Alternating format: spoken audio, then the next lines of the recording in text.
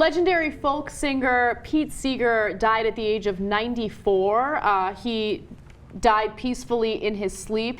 He died around 9:30 p.m. and he is legendary for a number of different reasons, obviously because of his music, but he did send a very strong political message through his music. He was a warrior for civil rights. He would sing and preach about how we need to take care of our environment, and he was an icon because of that. He was also supportive of the Communist Party, so there was a little bit of controversy with that. But before we get into all of that, Cenk, thoughts? All right. So I love this guy because you remember the House Committee on Un-American Activities? Those are the guys who were red baiting and trying to find communists. They went and talked to him. They wanted him to, turn everybody in. Who did you sing to? What groups have you sung to? Okay. And I love some of the quotes that we're going to get to in a second. But it was a great reminder of how liberal folk singers were and country singers were back in the day. It's kind of ironic because now country singers are supposed to be the conservatives and the Republicans, and we have idiots like Hank Williams Jr. But back in the day, Johnny Cash was as liberal as it gets. I mean, check out Man in Black. It's like an amazing, wonderful progressive song. Willie Nelson. Mm-hmm. And then when you go to folk singers, you've got Pete Seeger, Woody Guthrie. This land is my land. Again, also charged with being a communist, and these guys are old school. Man, this guy, he got his love of folk music when he went to a fair in 1935. Isn't that insane? He went to a music festival in 1935. Okay, so I mean, some of his hits were in the 1940s.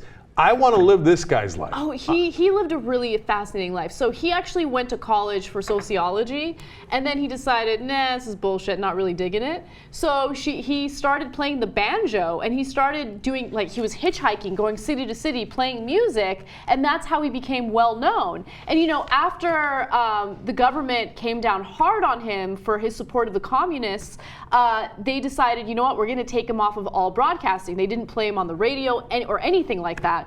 And as a result, he released this really great quote. He said, "I love my country very dearly, and I greatly resent the implication that some of the places that I have sung, and some of the people that I have known, and some of my opinions, whether they are religious or philosophical, or I might be vegetarian, make me any less of an American." He told that to the Committee on Un-American Activities. Mm-hmm. And he says, so take that, okay? I'm just as American as you guys. And now, look, you got to understand the context. Because at this time, everybody was scared to death of that committee.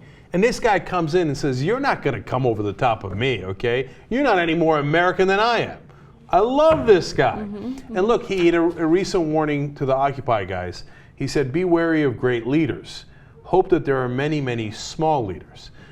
I think that's not that subtle a swipe at President Obama. Like, be wary of guys, oh yeah, the big leader is going to save us. No, we all got to work together. Mm-hmm. And here's a guy of great courage that did what he did for all the right reasons. The college that he dropped out of was Harvard. I mean, the ball's on this guy to be like, yeah, I'm going to drop out of Harvard and go around the country with my banjo. But okay. He lived, and he commented on that as well. The most important job I did was go from college to college to college to college, one after another, usually small ones. And I showed the kids there's a lot of great music in this country they never played on the radio. And so there was this great ironic advantage that he got from being banned. So he wasn't allowed on TV for over a decade, mm-hmm. right? And so he's like, all right, well then I'll go talk to the kids and I'll play my banjo for the kids. And it wound up spreading his music even farther. And on his banjo, okay, this is part of the reason I love this guy.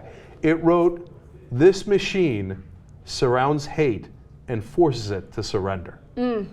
And it's just a banjo. I love this guy. I love him.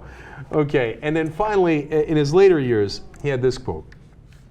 "There's not dozens of people now doing what I try to do, not hundreds, but literally thousands. The idea of using music to try to get the world together is now all over the place."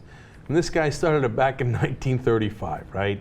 And he's a great role model. Because if you can do what you love and use it for good purpose and to try to get peace and all the good things in the world and progress through that music, through what you love, and influence all those people to do the right thing just by your example, I mean, what more could you ask out of life?